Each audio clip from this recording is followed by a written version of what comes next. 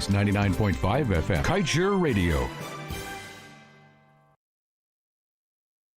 Guyana, please join me on the Glenn Lal Show, 99.1, 99.5, Kaieteur Radio, every Monday, Wednesday and Friday, 7:20 p.m. and a rebroadcast of the next day at 11 a.m. just in case you missed that program.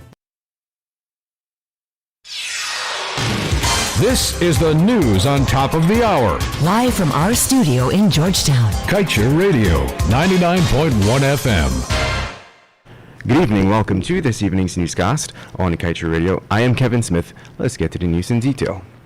President of ExxonMobil Guyana, Alistair Routledge, has accepted the request by Leader of the Opposition, Joseph Harmon, to meet and be briefed on the problems that developed this past week with the flash gas compressor on board the Liza Destiny. This was confirmed by Shadow Minister with responsibility for the oil and gas portfolio, David Patterson. Patterson revealed that the economic impact on the country as a whole will be high on the agenda, as he conceded that the slash production will inevitably lead to longer payback periods on the initial spending by ExxonMobil for the development of the oil field currently producing.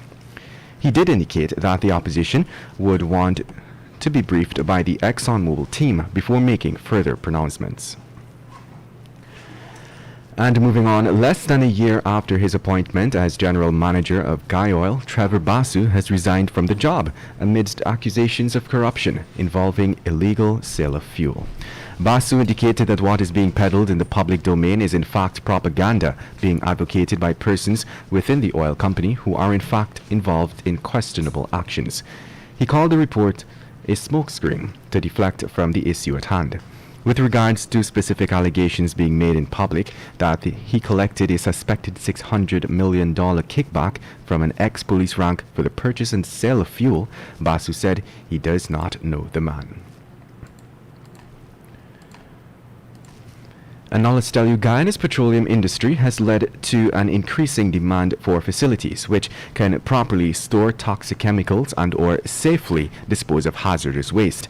In response, several businesses have applied to the EPA for their blessings to construct chemical storage and treatment facilities. What has left some industry stakeholders dumbfounded, however, is the fact that the EPA has granted approvals for some businesses without demanding environmental impact assessments.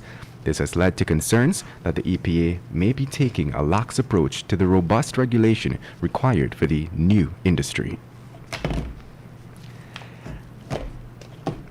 In other news, Guyana is actively pursuing a gas-to-shore project to set up a gas-fired power plant, but the initiative is being pushed at a time when the cost of renewables has dropped dramatically during the past decade.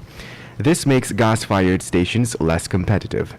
A recent Bloomberg report documents that natural gas is quickly falling out of favor, with emissions wary investors and utilities at a quicker pace than coal did, catching some power generators unaware and potentially leaving them stuck with billions of dollars of assets they can't sell.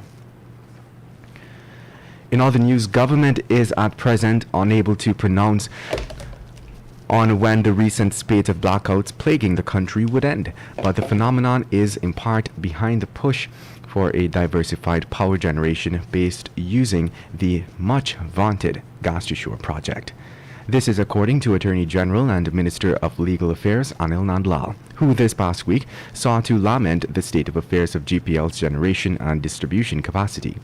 According to Nandlal, despite the upgrades currently being undertaken by Trinidadian and other contractors, he does not know when the blackouts will stop, but the government is working towards it. Meanwhile, a post-mortem conducted on the remains of 27-year-old Lachman Singh, also known as Marcus Anthony, revealed that he died from multiple stab injuries and blunt injury to his head. Singh was murdered in Trinidad last week, Tuesday. According to the autopsy, Singh was not only stabbed multiple times to his neck and upper back, but he was also struck to the head with a heavy object. Police are investigating the matter. And now let's tell you, as the fraud case against former Minister of Public Infrastructure David Patterson and former General Manager of the Demerara Harbour Bridge Corporation, Ralston Adams, continues, the court is awaiting the contract that was given to the company to conduct the feasibility study to build the new Demerara Harbour Bridge. That contract is the one that was awarded to a Dutch company, Levens CSO, to conduct the feasibility study and design for the new bridge between Houston, eastbound Demerara, and Versailles, westbound Demerara. Senior Magistrate Leron Daly then adjourned the matter to May 3, 2021, and on that date, the trial is expected to commence. We had reported that Patterson and Adams are accused of defrauding the state of over $160 million. And to wrap things up, two pensioners on Monday made their first court appearance after they were both charged in separate matters for allegedly forging limited power of attorney documents. The first defendant, 69-year-old Paul Basdio, denied the charge that alleges that on March 27th, back in 2019, with intent to defraud, he forged a limited power of attorney, and Chief Magistrate Anne McLennan granted Basdio in bail in the sum of $60,000, and the matter was adjourned to April 27th. The second defendant, 63-year-old Anne Coretta Baird of Perica, pleaded not guilty to the charges after they were read to her, and she was placed on a total of $40,000 bail. The first charge alleges that with the intent to defraud, she uttered to Marlon Baburam one limited power of attorney in order to be used as genuine, while knowing the same to be forged. And that brings us to the end of this evening's newscast. I am Kevin Smith. Thank you for listening. Coming up at exactly 19 hours 20 is the Glenn Lal Show. Tell it as it is. Want value for your advertising dollar? Then place your ads on Kaieteur Radio's newscasts. Streamed live on 6 different mediums, reaching hundreds of thousands.